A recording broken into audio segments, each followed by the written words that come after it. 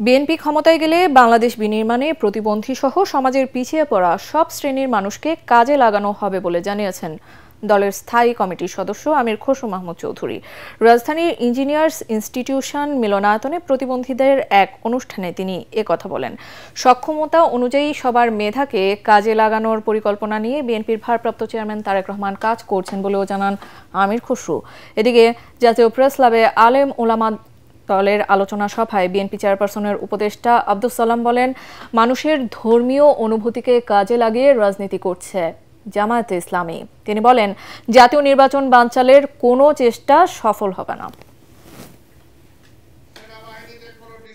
আমরা কিন্তু এখন চাই যার যে সক্ষমতা আছে, এটা আগামীর বাংলাদেশ গড়ার জন্য প্রত্যেকের সক্ষমতাকে দেশ গড়ার জন্য আমরা ব্যবহার করতে চাই আগামী দিনে। তারেক রহমান সাহেব তার যে আগামী দিন বাংলাদেশ গড়ার স্বপ্ন, সেই স্বপ্নে আপনারা অগ্রভাগে থাকবেন।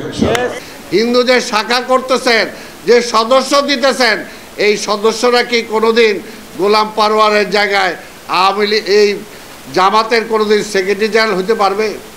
কোন সুরার সদস্য হইতে পারবে? এগুলো একটা কি বলেন, জনগণকে ভাওতা দেওয়া।